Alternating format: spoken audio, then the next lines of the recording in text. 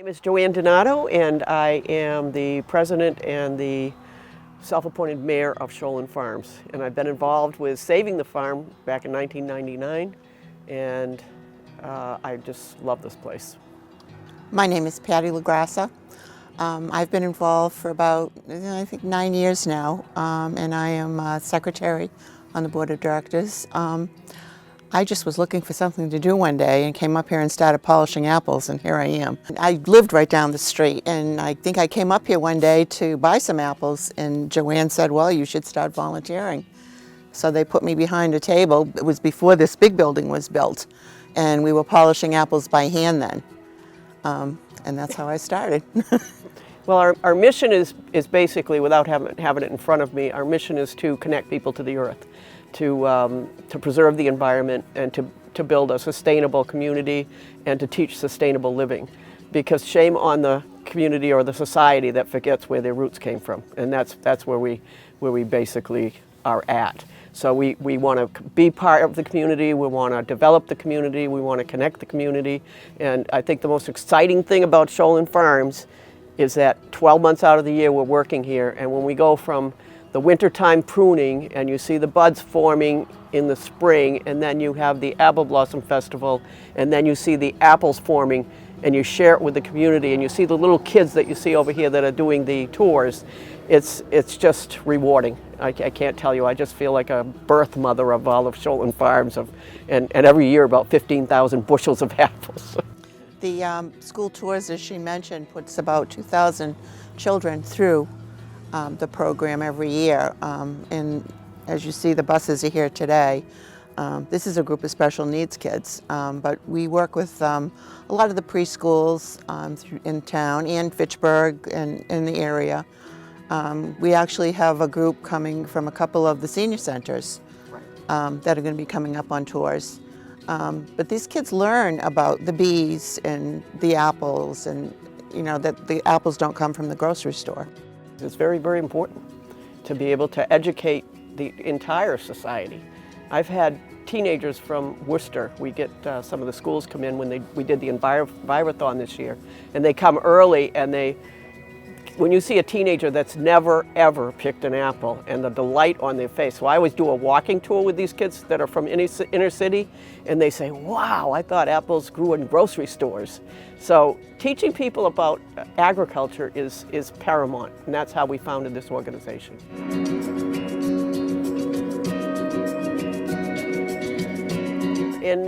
Back in 1999 and around 2000, the owners of the property, Dr. Posick, came into the city and said, we'd like to sell the farm, and they had a proposal for 176 houses. And we, the people, got involved in it, and we said, this is Johnny Appleseed's birthplace, and there's no orchard that we've saved yet. So this was the last commercial orchard working here in Leominster. It was not a U-pick, it was a commercial orchard. So we raised $4.7 million through private donations, state and federal funding, and we were able to save the farm. But it was a 2-year effort to try and get it saved. And the city was equally split with positive and negative. Half of them wanted it saved, and the other half wanted houses. But I'm very excited to say now we're almost into our 20th year, and we saved it, and we formed the Friends of Sholan Farms to manage it. When I was 12, our family moved to Westminster. Prior to that, we lived here in Leominster, and my grandfather had a farm exactly like this here in Leominster. And when I was 12 years old, it was sold and developed. And it's up on West Street, where the nursing home is and where all the housing developments are. And I always was sick to my stomach that we weren't able to save the farm, even at 12 years old. And so it was in my roots. So when this farm came up for being saved or developed, I said, there's actually a no-brainer, because we need to save the farm. Farms are important to our environment, they're important to the community, and it just meant, it was near and dear to my heart. Plus, I live right down the street, and it was almost like, oh no, I've been picking apples there for a few years, and now we need to save it. So it just made a lot of good sense. Sholan Farms is a one-of-a-kind model. When I ask you who owns the farm, I don't want to hear the city. The city maybe, but it's made up of people. So the people own the farm, and that's one of the big things we say on our wagon rides, is that the people, and that means you, own the farm and have an obligation to keep the farm running. So the other important thing and very exciting thing is the trails here at Sholan Farms are second to none. We also still allow dog walking here, and most orchards don't, but we connect to the Monoosnock Ridge Trail system. We have 8 miles of hiking trails right here at Sholan Farms that are well maintained. And then we connect to the 30-mile hiking system, which is here in the city of Leominster, which I don't think there's too many orchards that would allow that. We are open 12 months out of the year. People can go snowshoeing, they can go skiing, they can go walking, hiking, picnicking, 12 months out of the year. So to me, that sets us really apart. That's our agritourism. It's a hands-on, healthy sort of thing. And we've seen a lot more customers coming from even Boston, say, for a hike and then go apple picking. So that to me is really, really important. They need to experience the whole environment. We get busloads of students from BU and BC. BC is coming on Sunday. the weekends. This BC Sunday. is coming Sunday. They'll be going for a hike, and then they'll be hopefully cleaning out our farm stand with all its produce and baked goods. So yeah, BC comes every year, and Holy Cross. And it's a volunteer effort. We have the Day of Caring. We just finished with, we had 60 people here helping harvest and harvesting wood and apples that day. It's the community farm and it's the people's farm. We only have one full-time employee, our orchard manager, and we're all volunteers. The people working in the farm stand are volunteers. We have people that go out there through the winter and help Sam prune, and it's amazing. It's very, very amazing because having people to volunteer really really helps with the bottom line. And plus it gives people a lot more pride in what this whole operation is about. So we have, in there right now, if you went into the farm stand, you'd see probably 6 ladies in there polishing, packing. We do a lot of donations to the community, which is paramount, really. Kylie's Care, that's one of the big ones that we're feeding the people. And we're teaching the people. Boston Gleaners came and harvested thousands of bushels of apples the last 2 weeks. So and I don't think that sets us apart, but I think what sets us apart is the volunteer effort and 12 months out of the year and the recreation that we offer. Well, I think our biggest event of the season is the Columbus Day weekend, and I think every farm is in the same, because everybody seems to think that the apples are ripe the second weekend in October. So the 12th, 13th, and 14th. We started out with scarecrows in the orchard 20 years ago, and it's kind of evolved because people wanted to come for 3 days. They couldn't come for the first day to make a scarecrow, but they came for the second day to look at the scarecrows that have been made. And then the best apples are in October. So, but we now have 37 varieties here. So that's not all the case. So starting in August, we have apples, and right through till the end of October, we have apples. In fact, we'll have them right to December this year. But that big event is huge. That's our big fundraiser, and that's when the entire community comes together, and we have 3 days of celebration. Our website is sholanfarms.com. And we have both a membership structure and then we have events. And Patty chairs the Apple Blossom Festival. We need sponsorship for that. And we have a strong sponsorship base for that one. And we have teams of people that work on it. It takes 4 months to put that one together because it's a huge event. This year we brought in a lot of nonprofit agencies to set up tables and explain what they do to the community. So it was very well received. I think we had 8 or 9 food trucks. We had entertainment all day. But we do have a lot of things going on. We just had a big craft sale up here last Sunday. There must have been about 50 crafters. There were home crafters. It was very, very busy. So it's things like that get people to come and they look out and say, wow, how come I haven't been here before?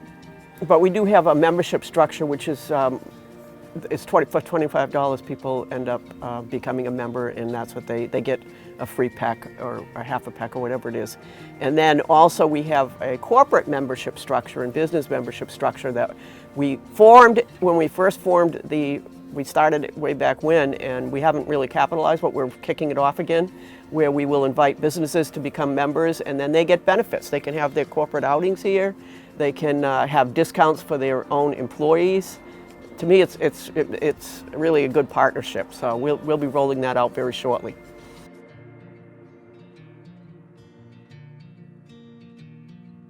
Come on up. They can go onto our website. There's an application on there. They can call 978-840-FARM 3276, 978-870-FARM. We have a Facebook page and the website and the phone number. Thank you. Thank you very much.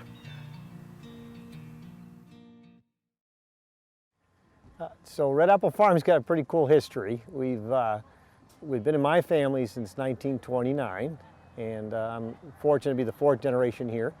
But the farm actually started in 1912, the same year as Fenway Park, the Girl Scouts, Oreos. So it's kind of neat to be in that kind of company. But the actual location where Red Apple Farm is, this farmstead, if you look at the barn behind me and the house where I live right here on the property, that's an old colonial farm dating back to 1760s. So it's kind of neat that we have a place that has a lot of heritage, a lot of history, and like I said, it's been a labor of love with at least my family and the countless families have either been part of it or have come here over the years. So our name is Red Apple Farm, but we do believe in keeping it green and making sure we are a green farm. And I think that's just due diligence if you are a farm and you're dependent and work in concert with the environment. So we've been fortunate over the years. We've benefited with some assistance and some grants with the state to look into renewable energy. And we have a 15 kilowatts wind turbine that'll produce 15,000 watts in an hour when you're 15 and 20 miles per hour of wind. And then we have a solar panels on our event barn. It's a 10 kilowatt system. So those two systems are tied to the grid and they produce electricity for us. One of the hard things for us is as we've grown and changed and morphed into a year-round operation, our energy use keeps going up as well. So how do you keep it as green as possible? We're always looking at ways to stay green and keep it green. And my wife's a big believer in make sure we recycle everything. She's God forbid if anybody puts a plastic cup in a trash can. So obviously it's hard to control every person that's here, but we work on every effort to do that.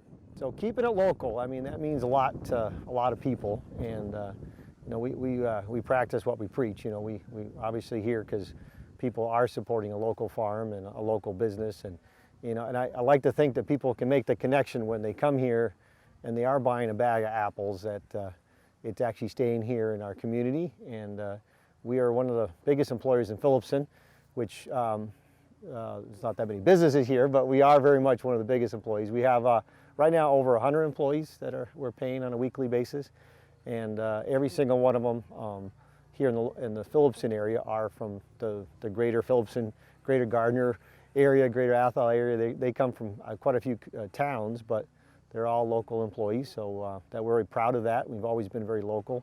And in Boston, we have all local employees there as well. So overall, we're about 150 to 140 employees that any purchase made in any of our locations is supporting all these employees. So Boston, 2015, we were crazy enough to go into the heart of the city. And there was many reasons to do that. And we've always believed that our goal of ours has been to bring the farm to the city, and also in hopes to bring the city to the farm. And so we had the opportunity to be part of the Boston public market, and we've jumped in with 2 feet. We have a year-round store/stall where we make donuts and mini donuts primarily, and we have our fudge there. We have a cider bar where we have infused ciders and cider slushies, and all our famous baked goods are there. So it's really neat to be there and to be there year-round. It's open 7 days a week. It is an undertaking to staff something like that in the heart of the city. But our donuts, especially this time of year, we have so many big orders and bulk orders. There's in a couple weeks there'll be about 8,000 donuts going to the Boston Half Marathon, and I could go on and on. And whenever you're open to the public, I think by default you're exposed to have an opportunity to have people learn about agriculture, learn about farming, and we take that education to heart. We have since my grandmother's days. She was always in charge of the school tour programs, and we still have occasional folks that are quite elderly that will show up and say that they remember coming here for the first time as on a school tour with my grandmother, and she would always give them a little cup of cider and an apple and tell them how apples grow and a lot of the same things we do today. And so you can probably hear a few kids in the background. Where every Monday through Friday we have a lot of school tours, and they typically go out on a hayride, and depends on their age what they do, but they'll pick apples, pick pumpkins, and one popular thing is actually digging potatoes. And you'd be surprised how many folks, never mind kids, have never dug potatoes, and to learn they're in the ground. So there's just having, especially the young kids, exposed to a farm and agriculture, realizing food isn't from a supermarket, it actually comes from a lot of hard work. I think it's something that we're very proud to do. And the other educational component that we've been kind of fostered over the years is we partner very closely with the University of Massachusetts, their extension program, and we participate in quite a few of their research programs. And we're considered a mentor farm in their integrated pest management. And right now, the head entomologist is coming here on a weekly basis, and he's trying some really neat things that we're really proud to be part of. That we're trying to limit the use of insecticides by having a perimeter trap crop area where we can really just target the pests on a timely basis. So all that is not only educational for the public, but it's very educational for farms and in society, as we're trying to fix problems that are inherent and trying to farm against Mother Nature. So if you're an apple farm, our biggest months of the year by default would be harvest time, September and October. And so we're getting towards the end of September here, and this weekend will traditionally be one of our biggest weekends of the year as we get to the very end of September. And then things kind of just stay really strong right through Columbus Day weekend. Historically, Columbus Day weekend was the biggest. I think over the years it seems September has actually maybe gotten stronger than October just because of people's preferences. But that being said, we do have a couple of neat things coming up in October. They're kind of added events. We do have our brew barn that goes on every weekend in between now and through October, which we feature nice Moon Hill beers and our Rick and Al's Apple Ale, which is a collaboration. And in a minute I might get into a little bit of our hard cider, but we're very excited. Every weekend we do have an event with that. And one thing we did a couple years ago, more than a couple years ago, was the Gardner Chamber of Commerce has a chili chowder fest and brew taste-off competition that is midweek, and that'll be coming up this month. And that's kind of like a really neat thing that most people haven't heard of. It's on our calendar.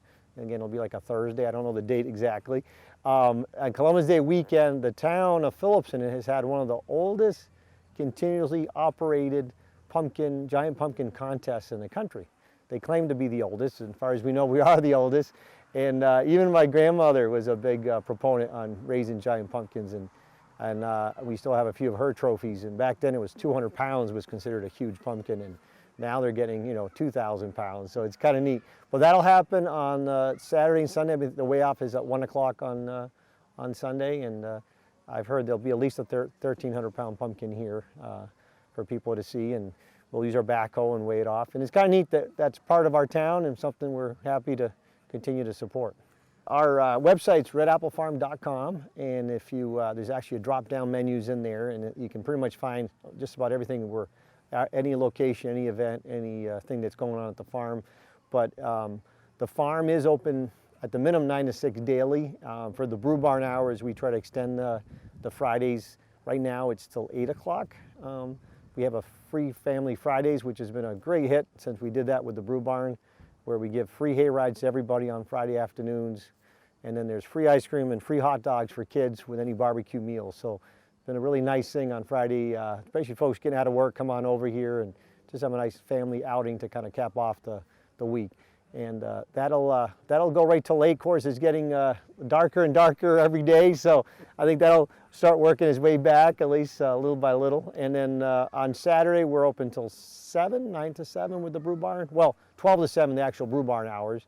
And then it caps off at 6 o'clock on Sunday. But there's live music on Fridays, and there's live music on Sundays right now. So Allison and I, I'm a a native of faraway Lunenburg, and my wife, of course, she grew up in Shirley. Farming for me has always been an interest, and it grew into a passion. And so we'd actually started farming in Lunenburg in 2009. At that point in time, it was started with a couple of dozen chickens and a couple of pigs, and it grew. And ultimately, as the passion flourished, opportunity arose, and we kind of pushed forwards. The first 5 years, we really were focused on making hay. We had bought out a maple operation that had been around for a long time, and so we got into the maple syrup business, and we were doing farmers markets, knowing in the long run that we really wanted to land on a bigger opportunity. The potential to buy Marshall Farm arose. And so we had really been thinking for a while we wanted something bigger, we wanted to grow, we wanted a brick and mortar business, not just to haul off to market. And so ultimately, when this thing came up, we were ready to pounce, and we did. So now looking 5 years in, holy cow, very glad we're here, very excited that we had that opportunity, and really also excited about the future. We are very fortunate. The city itself has been fantastic to work with. Everybody at City Hall on through, the community support, the rest. I mean, farming in and of its nature is difficult. We face challenges with weather, we face challenges with crops, we have, you name it. There's so many factors that go into the success of an operation, and really the support has been great all the way through. So we came as a livestock-based operation. Obviously, getting into the fruit business was something we had to do because we had apple trees, and this was always apples, and okay, what do we do? So we jumped in. Ultimately, we've changed the orchard around a bit. We've looked at what works and what doesn't work financially for us, and where our interests and our passions are. We've scaled back on the livestock. We used to sell meat and eggs. We still sell eggs, but we've gotten out of the meat side of things. Anything we're producing, we're running more through food service than trying to retail that product. But also, gaining more of a hold in the U-pick world. We've really been able to focus on that a little more. We've tried to do a better job with our fruit growing, and learned a lot in the last 5 years. And ultimately, we're excited about the things that we have planned coming up. And so we're really pushing to do more with the U-pick business, especially now that we've made changes on the retail side and gone more with agritourism. Ultimately, we have the events. We've added food service, we've added ice cream, we've added more that, instead of just come to pick apples, you can come to pick apples and spend the whole afternoon. And now we're looking to grow more with blueberries and raspberries and more strawberries and those sorts of things that ultimately will extend that season for us, and give the customers more of an opportunity to come to the farm and enjoy this part of Fitchburg. Fall season, we're full swing. This is it. Was always the farm's strongest season, and again, is still our strongest season here. We're in the middle of apples. We've got just about all the varieties that we're picking at this point, right from the Marshall McIntosh that was developed here, that's been going for about a month now. We've got Cortlands, we have McCowans. We're just finishing up Honeycrisp season. Everybody loves Honeycrisp apples, but we're coming into all kind of our hardier apples, our Matsus, Crispin. That's the same apple. Red Delicious, Golden Delicious, that kind of stuff. We're also in full pumpkin season. We've got about 5 acres of U-pick pumpkins. We've had a great crop this year. And so it's apples and pumpkins, it's hayride season, it's apple cider donut season. Also, one of our favorite crops here on the farm is that cider donuts. Upcoming is our fall festival, Columbus Day weekend. All 3 days, we have a couple of bands each day booked, food trucks, face painting, pumpkin painting, hay rides. I believe we've got pony rides all set up too. I mean, there's lots of stuff. It's just a huge fall weekend for us. This last year, one of the new additions we didn't talk about yet, but was the flowers, you-cut flowers. And it's always been, to me, it just adds so much color. So we sell you a mason jar for 15 bucks. You take a set of shears and off you go. Whatever you can fill in that jar for $15. And it really, I get so much kick out of it because honestly, my daughter, she's 5, loves flowers. I mean, she wants to cut all of them. Like, I gotta keep her off the zinnias because, I mean, not the zinnias, the dahlias. She's out there, she'll clobber the whole patch if you give her a shot. But ultimately, to see little kids and families and teenage daughters that all of a sudden they connect with their mom because they love flowers, that has really added a lot of color in many senses of that word to the farm this year. When every other farmer is thinking about planting something in the greenhouse and thinking about their spring and fall harvests, we're already out there. I mean, we start working in the sugar bush, middle of December and through January. That's our winter work, and we're harvesting a crop sometimes by the middle of February. And so we're making our crop for the season. We put it away, and then of course we sell it throughout the season, throughout the rest of the growing season. But maple has been one of the businesses that we brought here, and it's really something we're proud of. I mean, we produce a lot of syrup, but again, it's a great chance to get your family out to the farm. We offer our full breakfast. We do a big breakfast buffet through the month of March, and of course, it's something that is just so New England, and to be part of that farming community, part of that maple producers group, is really something we're proud of. Being full swing for October, that's our season. We're just hammering right through. Of course, with the U-pick apples, we've got lots and lots of pumpkins. We've really, like I said earlier, we've had a great crop, and we've got hay rides, and we've got animals to visit, and we have music on the weekends, and we have food on the weekends. We have ice cream, and the bar is open, and really, there's a lot of good stuff happening. So you can come 6 days a week to the farm. We're closed on Mondays, other than Columbus Day. And ultimately, if you want that quiet experience, you can go pick. You might be, one of a couple people in the orchard. We still have the donuts. You can go still visit animals. You want to come on the weekend, and the hay rides are running, and there's a lot of people around. It's fun, but that for us is like full swing. We're loving it. Saturdays and Sundays, it's open. Afternoons. We've got all craft, local brew type stuff. Right down to Carlson's cider, where we ship them apples. They make that hard cider, and then we're serving it right back here.